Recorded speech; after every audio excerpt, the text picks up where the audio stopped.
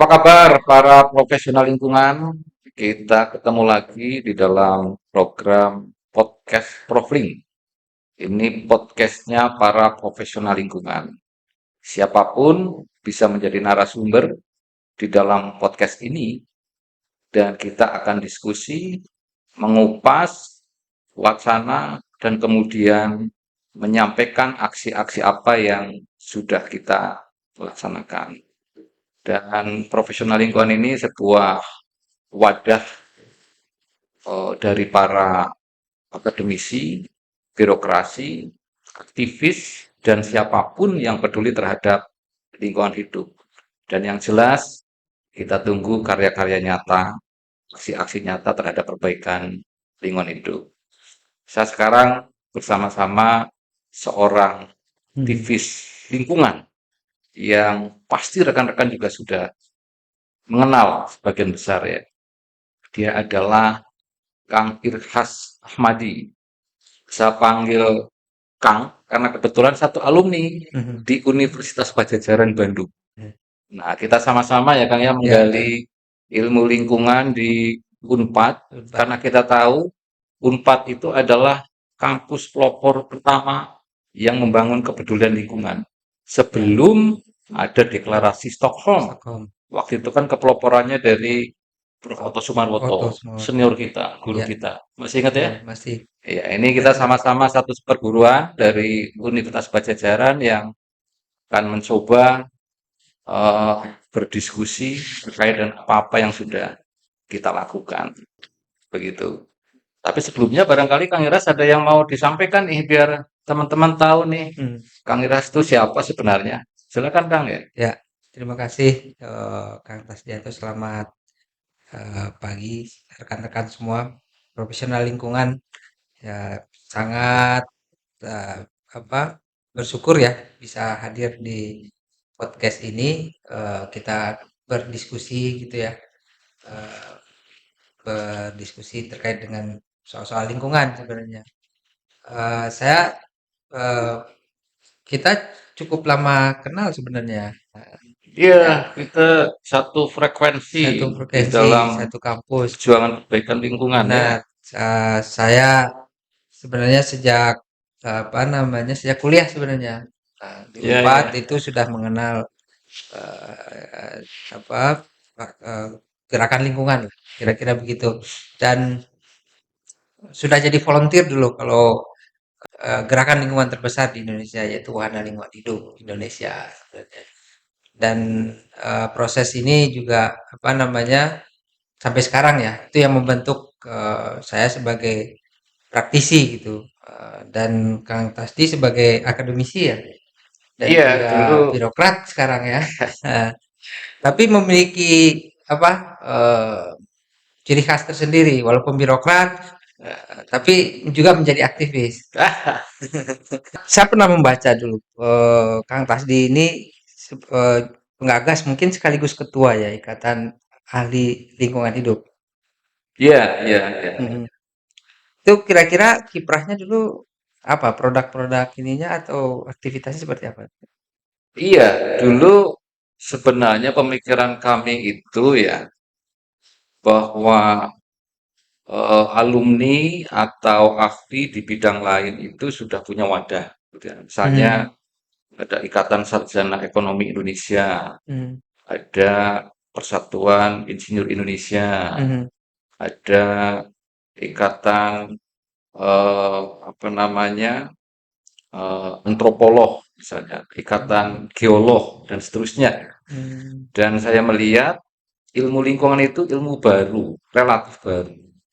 Sehingga kami berpikir dengan teman-teman ya, waktu itu saya masih S3 di UGM itu Kang. hmm, Nah, saya pikir perlu wadah gitu. Apa ya wadah yang cocok untuk para pemerhati, para pegiat, ya, para praktisi dan akademisi di bidang lingkungan hmm. hidup. Hanya kita sepakat ya membentuk Ikatan Ahli Lingkungan Hidup Indonesia. Artinya nggak hanya apa para akademisi sebenarnya bisa Tidak, juga praktisi tidak. ya. Ya, termasuk ya para profesional sebenarnya Profesional. karena kan banyak konsultan ya yang khusus dokumen AMDAL ya, menjadi auditor lingkungan dan sebagainya. Oke. Dan kita bentuk itu digagas tahun 2010 ya di Surakarta atau Solo. Dan saya alhamdulillah diberi amanah menjadi ketua ketika itu ya. Dan itulah terbentuk kemudian Ikatan Ahli Lingkungan Hidup Indonesia. Mhm. Dan pernah juga apa merilis apa buku banyak buku ya sebagai apa namanya literat apa buat literatur Iya, ilmiah. iya. Memang eh, kegiatan-kegiatan ya IALHI waktu itu lebih banyak ke dalam eh, pendalaman ya apa namanya keilmuan, kemudian juga menuangkan di dalam buku-buku yang kita terbitkan ya, kemudian mengamati juga terhadap fenomena eh, lingkungan hidup dan kepemimpinannya baik di level pemerintah daerah maupun juga kepemimpinan nasional ketika Hmm. itu. Dan sebenarnya juga aksi-aksi itu menyertai. Kita lakukan juga misalnya penanaman pohon di Wanagama ya, di kota Yogyakarta, dan kegiatan-kegiatan lain yang semuanya tentunya adalah dalam rangka untuk menumbuhkan aksi bersama kebaikan lingkungan hidup. Hmm. Dan salah satu buku ya Hmm. yang ditulis ya, itu adalah sosok yang ketika itu sebenarnya cukup menjadi perhatian teman-teman lingkungan hidup, Lingkungan. aktivis lingkungan hidup karena ada salah satu sosok di tahun 2010, 2011 ya, dan sampai 2014 ketika itu menganggap bahwa sumber daya alam dan lingkungan itu adalah menjadi modal yang penting di dalam penyelenggaraan pembangunan di Indonesia. Mhm. Saya sebenarnya apa namanya agak takut nih menunjukkan buku yang penting diketahui publik ya bahwa kita sudah me, apa namanya mengamati kiprah tokoh nasional tersebut sejak tahun 2010 sampai 2014. Hmm. Ini bukunya saya tunjukkan rekan-rekan sekalian ya. Ini adalah Bapak Prabowo Subianto. Nanti kita bisa lihat Hmm. bahwa ini Hmm. diterbitkan pada tahun 2014. Nah, ini saya tanda tangan ketika itu sebagai Ketua Umum Ikatan Ahli Lingkungan Hidup Indonesia. Mhm. Intinya memang ya bahwa ketika ada sosok pemimpin ya, yang memiliki pandangan tersendiri terhadap pengelolaan sumber daya alam dan lingkungan hidup ya, kita ikuti terus ya Ya. pandangan-pandangannya itu gitu. Hmm. Dan semuanya tertuang di dalam buku ini, rekan-rekan Saya sekalian. ingat itu di 2014 2019 selalu ada kata kunci yang selalu disampaikan Pak Prabowo Iya. adalah bocor, bocor, dan bocor. Nah, Kebocoran sumber masih daya ingat ya, alam. masih ingat ya. Itu Ya, yang saya ingat itu. kurang lebih itu. Jadi memang eh, buku ini ya itu mendalami pemikiran dan pandangan dari tokoh nasional kita, Bapak Prabowo Subianto ketika itu ya, sebagai salah satu calon presiden Republik Indonesia di kontestasi tahun 2014 ya, 11, sudah 19. menarik ya. Dan yang menarik adalah ya, beliau itu memiliki pandangan yang komprehensif Mhm. terkait dengan pengelolaan sumber daya alam. Tadi Kang Iras menyampaikan bahwa istilah bocor, bocor, bocor itu adalah sebenarnya eh, kegemasan ya, Mhm. dari Pak Prabowo karena pengelolaan sumber daya alam kita itu belum maksimal dapat menyejahterakan masyarakat. Iya, iya. Dan buku ini juga kemudian mendalami ya, bahwa beliau itu ingin sekali ya, sumber daya alam di Indonesia itu bermanfaat ya, bagi masyarakat, bermanfaat bagi peningkatan kesejahteraan masyarakat. Jadi Hmm. itu adalah sebuah konsep yang luar biasa menurut Biasa saya. ya. Karena Menarik itu. bagaimanapun ya sumber daya alam itu kan sangat kaya nih. Kalau tidak Ya, dikelola dengan baik, ya. maka bangsa Indonesia dianggap merugi. Ini saya mengatakan ya merugi kalau punya modal besar tapi tidak dimanfaatkan dengan baik, Dengan maksimal ya. dengan maksimal. Ini Ya, ada ya. di buku ini semua kan. Menarik itu buku. Ya. Walaupun diterbitkan di mungkin berapa? 5 10 tahun 5 6 2014. 2014 ya. Ya, tapi 2014. masih tetap relevan karena Prabowo sekarang jadi apa? Presiden terpilih nih. Dan kita Ya, akan ya. menguji gagasan itu nanti itu akan melihat gagasan itu ke depan dan buku ini saya kira menarik untuk dibaca khususnya bagi apa pemerhati lingkungan lah. Harus, menurut saya Ya. harus ya. Jadi misalnya gini ya, saya itu melihat ya, kritikan beliau itu yang kemudian kita tuangkan di dalam buku ini. Tadi ada istilah bocornya sumber daya alam. Ini ada Hmm. di bab tersendiri ya, yang Ya. membahas tentang itu. Hmm. Kemudian juga beliau mengkritisi sistem ekonomi yang keliru Mhm. di Ya. kita. Dan kemudian juga melihat kita seperti nonton di negerinya sendiri. Artinya Ya. pengelolaan sumber daya alam itu tidak dikelola oleh kita, tidak dimanfaatkan oleh kita, dan kebermanfaatannya juga masih relatif Tidak kecil tidak gitu, maksimal ya. tidak maksimal. Betul, betul. Kemudian yang bab berikutnya ya, ini menyinggung tentang konsep kepedulian lingkungan. Mhm, Beliau itu mhm. udah menyinggung tentang global warming ya, pemanasan global ya. Kemudian juga bagaimana pemanfaatan hutan untuk rakyat sampai kepada pemanfaatan agrokompleks. Mhm. Agrokompleks ini sistem pertanian dalam arti luas ya. Ya, Dan sekarang kan menjadi nyata ada benar. kebijakan bagaimana pengelolaan hutan itu juga diberikan hak akses kepada para petani. Gitu. Ini Ini kan cukup visioner visioner, ya. visioner. Pemikiran tahun Ya, 2014 loh, ya. sebelum itu bahkan ya. Dan kemudian saya melihat ya negara-negara yang gagal ya, di dalam pengelolaan sumber daya alam itu sebagai bahan pembelajaran. Mhm. Kan ada istilah kutukan sumber daya alam, Ya, benar. resource curse. Ya kan. Jadi Resource itu adalah course. sebuah fenomena ya negara yang kaya sumber daya alam ya, tapi tidak bisa memanfaatkan untuk kesejahteraan rakyatnya. Benar, benar. Itu. Nah ini yang menarik dan yang paling menarik rekan-rekan ya, pasti kita ingat ya di saat 2013-2014 ya Pak Prabowo ini ya Hmm. melalui partainya Gerindra juga Gerindra. sudah menyuarakan urgensi kepindahan ibu kota negara dari Mhm, DKI mhm, Jakarta. mhm. Ada di dalam buku ini, Wah, teman-teman ya. menarik ini Menarik sekali. Jadi waktu untuk itu di sudah ada pemikiran seperti itu. mhm, Dan ini juga selaras dengan pemikiran teman-teman dari Ikatan Ahli Lingkungan Hidup mhm, Indonesia ya, yang waktu itu juga kemudian menyeminarkan di Jakarta, kebetulan di kampus Paramadina. mhm, Jadi saya yakin ya teman-teman yang hadir itu ingat ya.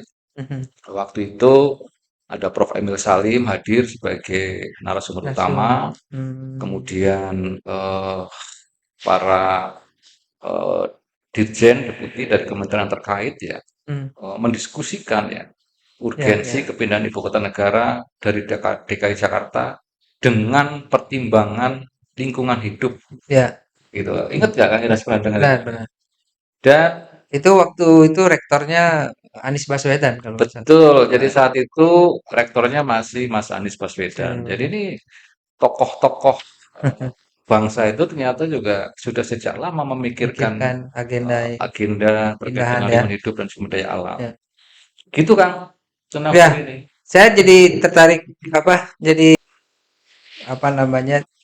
Nggak tahu ini saya jadi sebuah apa ya? Sebuah kebetulan gitu ya. Karena kan gini, saya juga sudah mencoba menulis ini. Iya, iya, Nah, iya, iya. Keren, keren. ada apa? Dan lagi-lagi kalau saya sih ada satu momentum apa ya? Ada hal-hal baru dalam konteks pengelolaan lingkungan hidup yang dipaparkan oleh tokoh-tokoh nasional Hmm, dengan kata kunci yang men-trigger orang untuk mencari sesuatu gitu loh. hmm, Ya kalau di Pak Prabowo bicara soal kebocoran dan orang selalu mencemoohkan itu dulu saya ingat sekali. hmm, hmm. Iya, Padahal iya. iya saya ingat itu dan sekarang saya juga apa namanya sedang menulis ini memproses Oke. penulisan tentang pemikiran sosok satu tokoh yang sekarang sudah menjadi wakil presiden nih Kang yang terpilih gitu. Oke, Kalau rekan-rekan keren. mengingat tentang debat Wapres terkait dengan lingkungan, pasti akan merujuk pada beberapa diksi yang menarik yang menjadi Hmm, diskurs hingga saat ini, saya kira gitu. oke. Ini buku ini sudah siap terbit juga ya? Tentu sudah siap Oke. terbit, tentu. Ya ini menarik rekan-rekan ya. Jadi menurut saya ya tidak ada yang kebetulan di dunia ini. Hmm, Gitu ya. hmm, hmm. Jadi Oke. semuanya ada yang mengatur, ada sang maha pengatur Hmm, begitu. Sehingga alam ini ya berjalan seperti apa, orang-orang ketemu siapa ya, hmm. itu tentunya ada yang mengatur. Termasuk podcast ini saya pikir ya. Ya, Jadi kebetulan juga ya kalau Ikatan Ahli Lingkungan Hidup Indonesia dulu tahun 2014 sudah menerbitkan buku ini. Ternyata ada gagasan dari Kang Ibhas ya, hmm. menulis sosok baru, Ya, sosok muda hmm. yang juga di dalam debat capresnya Ya, kemarin ya di menjadi champion. 2024 menjadi champion Ya, dan memberikan diksi-diksi yang membuat kita terperangah. iya, Kalau salah begitu ya. Ya saya ingat ya ada istilah yang dimunculkan konsep hilirisasi betul. industri ya, kemudian greenflation ya, Ya, dan kemudian carbon capture storage. storage ya, Nah, itu kan dua apa namanya? Dua istilah terminologi yang sangat relevan dengan lingkungan hidup lingkungan hidup. dan sumber daya alam Ya, gitu. betul. Nah, kira-kira menulis tentang apa nih Kang Iras di buku itu?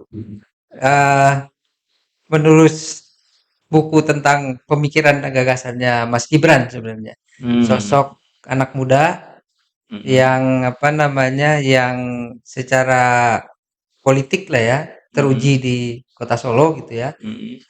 Berhasil merubah Kota Solo, mungkin warga Solo bisa apa Iya, mengakui lah ya sebagai kira-kira wali bagaimana kota Solo. menjadi wali kota Solo.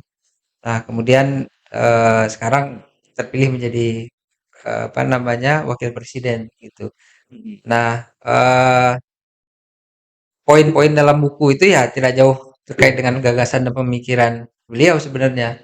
Dan kemudian juga bagaimana Indonesia mengelola sumber daya alamnya ke depan sebenarnya gitu. mm-mm. Nah, kalau terkait dengan hilirisasi, itu yang dikupas oleh Kang Iras apa di dalam buku itu? Hilirisasi industri nih. Karena Nah, kan secara konsep ya, mhm, hilirisasi ini memang menjadi tumpuan untuk pertumbuhan ekonomi dalam ya, arti nanti bisa memberikan lompatan ya mhm, untuk ke ekonomi kita. ya, Tapi di sisi lain ada dampak nih, dampak lingkungan yang perlu kita kelola nih. betul Nah, betul. kira-kira buku tersebut itu mengupas seperti apa terkait dengan hilirisasi ini? Kalau ya ada beberapa subtema ya dalam buku itu yang Mhm, menarik nanti untuk bicara yang untuk rekan-rekan baca. Eee, Tentu yang pertama itu terkait dengan pengalaman dan praktek yang sudah dilakukan oke. oleh Ya. Mas Gibran di Solo lah, dan keberhasilannya diapresiasi oleh lembaga, banyak lembaga lah kira-kira begitu. Bagaimana dia mengelola tata kelola di di RT perencanaan tata ruangnya, pengelolaan sampah dan Mhm, segala macam itu. Nah, dalam konteks hilirisasi ini menariknya, saya membaca ya dari gagasan yang disampaikan Mas Gibran terkait dengan hilirisasi, pendekatannya itu multi aspek sebenarnya. Orang mhm, selalu melihat bahwa eh, hilirisasi itu ada pendekatannya ekonomi, penyerapan mhm, tenaga kerja dan segala macam. Tapi dalam konteks lingkungan sebenarnya itu kan menghambat proses ekspansi eksploitasi dan eksploitasi sumber daya alam itu sendiri sebenarnya. mhm, Bagaimana produk ikutan lah. Jadi hulu hilirnya dikelola dengan baik gitu.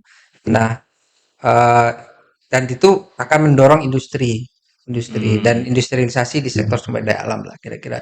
Kan itu yang menjadi juga concern dari Pak Prabowo sebenarnya. Kebocoran itu kan bukan mengekstrak, mengeluarkan raw material itu dijual secara mentah ya, ya. ke luar negeri, tapi harus diproses dalam negeri gitu. Jadi ini klop ketemu konsepnya ya? Tentu, Oke. dan berkesesuaian lah gitu. Dan Ya, saya ya, kira saya setuju, ini bukan sebuah kebetulan karena udah ya, ya, ya, ya. sunatullahnya kayaknya sih harus ketemu lah seperti itu Mhm, kira-kira. mhm, Nah, dalam konteks industrialisasi tentu pertimbangan aspek bagaimana pengendalian lingkungan ini menjadi concern dan tanggung jawab pemerintah ke depan lah ya seperti apa. Nah, itu juga yang yang muncul dalam apa yang coba saya ulas di buku Oke, tersebut gitu. menarik sekali ya. Jadi kebocoran tadi sumber daya alam ya. Kemudian pendekatannya adalah dengan konsep hilirisasi Iya, industri. Ini saya rasa sangat klop ya. Dan tadi juga Kang Iras mengulas bahwa hilirisasi itu ya akan memberikan implikasi pengelolaan sumber daya alamnya itu secara maksimal dari hulu mhm, sampai hilir betul, gitu ya. Dan ini mencegah eksploitasi yang berlebihan. betul, Kalau di dalam konsep pertanian itu ada istilah intensifikasi. intensifikasi, Jadi dengan lahan yang terbatas, kita ciptakan produk yang semaksimal mungkin. betul, Yang berlawanan dengan itu kan ekstensi, ekstensifikasi. Jadi kita memperluas lahan pertanian terus ya, dan yang produknya juga diharapkan meningkat. Tapi intensifikasi inilah yang sebenarnya analog atau identik dengan hilirisasi industri itu ya. iya, Oh ini keren sekali, mhm, rekan-rekan. Memang apa istilahnya itu sunatullah ya. iya, Pemimpin bangsa kita seperti itu ya. iya, Merinding saya, rekan-rekan. Baik, kalau nah tadi terkait dengan dampak lingkungan hidupnya ya. mhm, Kira-kira apakah yang Kang Irhas itu tangkap ya dengan kelembagaan yang ada sekarang ya, ada Kementerian Lingkungan Hidup dan Kehutanan ya, iya. ada kementerian sektor lain ya. Nah, untuk dampak lingkungannya ini apakah cukup ya dikelola oleh eh, lembaga yang Ya, ada yang ini? ada hari ini Ah, ya. ah. Eee, kita kan bisa melihat di 3 aspek ya. Pertama itu kan, kalau dalam, apa, catatan apa, buku yang coba saya tulis itu aspek kelembagaannya, kemudian aspek regulasinya dan aspek implementasinya Oke, sebenarnya. oke. Bagaimana, apa namanya, kalau secara, regulasi, itu saya kira Undang-Undang Pengelolaan Lingkungan Hidup kita udah cukup progresif. Hmm, Dulu waktu, saya masih di Wali, saya mengapresiasi itu, hmm, bahwa undang-undang PPLH ini cukup progresif lah karena apa namanya, mempertimbangkan segala aspek baik sosial, ekonomi, budaya dan segala macam dalam konteks pertumbuhan apa, ekstraksi sumber daya alam lah kira-kira begitu. Nah, di sementara di aspek yang kelembagaan ini yang jadi apa namanya, yang belum cukup kuat sih saya bilang. Sehingga hmm. implementasinya kenapa orang selalu bertanya, melihat bahwa lingkungan ini apa ada perubahan, perbaikan dan segala macam. Apa yang kurang sebenarnya? Kalau saya sih melihatnya di aspek kelembagaannya yang belum maksimal sebenarnya. Kita dulu pernah punya Bapedal ya, Iya, Badan iya, iya. Pengendalian Lingkungan Ini Hidup. berarti pengembangan teknis ya, Kelembagaan yang teknisnya. mengendalikan dampak lingkungan. Ini Betul. kalau di Amerika ada US EPA, United Ya, States ya, Environmental Protection Agency. agensi. Ini yang Ya, sebenarnya dianggap kurang gitu ya. yang kurang gitu. Oke, oke, oke. Dan kita saya rasa perlu memperkuat badannya yang sudah yang dulu ada ya mungkin dievaluasi kemudian direaktivasi lagi sebenarnya sebagai satu strategi untuk pengendalian lingkungan hidup ke depan. Karena tantangannya kan semakin besar ya kalau kita sepakat dengan hilirisasi. Jadi ya industrialisasi harus berdiri. Jadi pengendaliannya, monitoring, supervisinya juga harus kuat gitu loh Baik. kelembagaannya gitu. Wah ini keren rekan-rekan ya. Jadi hilirisasi industri itu adalah keniscayaan ya, karena Mhm. ini adalah tumpuan untuk pertumbuhan ekonomi Ya. kita ya. Karena ngeliat dari negara-negara lain yang sudah maju juga pasti melalui tahapan industrialisasi dulu. Mhm. Dan yang kita mau bangun adalah konsep hilirisasi Mhm. yang tadi lebih dapat mengelola dari hulu sampai hilir, Ya, yang tentunya adalah konsep industri ramah lingkungan ini udah terintegrasi di situ. betul. Gitu ya. Ini keren ya. Dan tugas dari spek lingkungan Mhm. sebenarnya menurut istilah saya ini tinggal mengawal. Mengawal. Jadi kita tidak menghalangi lah ya proses pertumbuhan ekonomi ya, Betul. proses industrialisasi ya. Tapi kita sebagai pengawal gitu. Ya, di dalam buku juga saya ulas sedikit itu, Oke. terkait dengan ekonomi dan lingkungan. Seringkali kan ini dianggap selalu bertabrakan ya. Oke. Ya kayak kayak kutukan sumber daya alam lah seperti itu kan. Oh. Kalau mau meningkatkan pertumbuhan ekonomi, sumber daya alam harus dirusak kan gitu. Ini Hmm. menjadi apa debat yang tidak berkesudahan sebenarnya. Padahal itu bisa sinkron gitu. Saya juga ingat.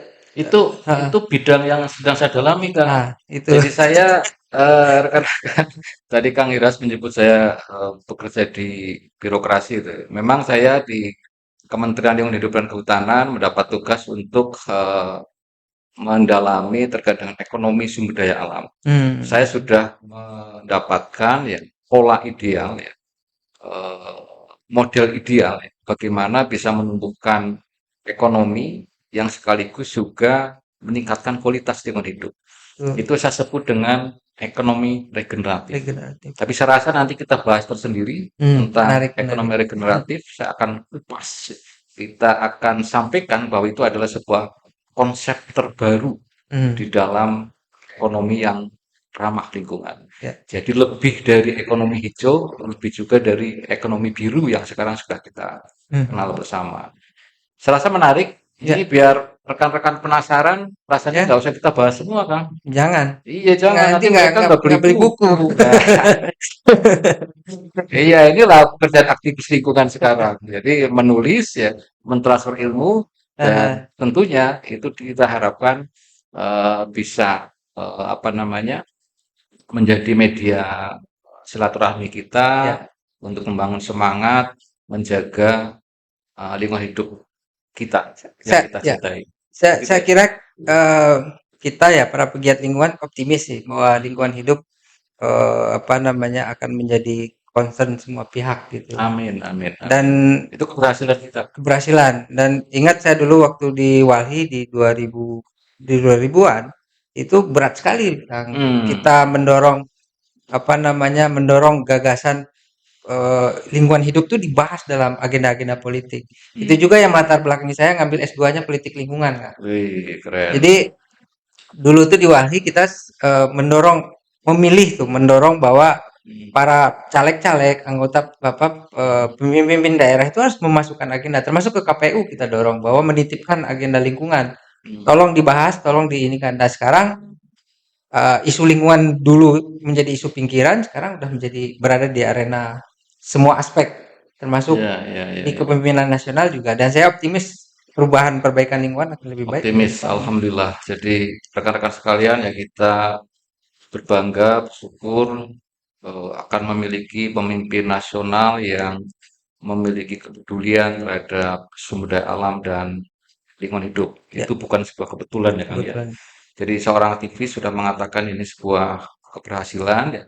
Perjuangannya dulu di pinggir jalanan, mengadvokasi, mempengaruhi, tapi sekarang pemimpin nasional kita justru sudah memiliki kedalaman pemahaman ya, dan konsepnya sudah sungguh-sungguh ramah lingkungan. Termasuk yang sekarang berjalan loh, Kang ya. Pemimpin nasional kita yang sekarang berjalan itu luar biasa. Catatan prestasinya terhadap pengelolaan lingkungan, ya, pengendalian perubahan iklim ya, bukan hanya diakui oleh kita masyarakat Indonesia, tapi dunia internasional. Itu soal leadership. Leadership, Bapak Joko Widodo yang terhormat Presiden Republik Indonesia. Ini kebanggaan buat kita semua, orang-orang lingkungan hidup. Saya rasa itu dulu rekan-rekan profesional lingkungan ya. Kita ikuti lagi nanti program podcast Profling berikutnya yang tentunya tidak kalah menarik dengan program kali ini. Sampai ketemu.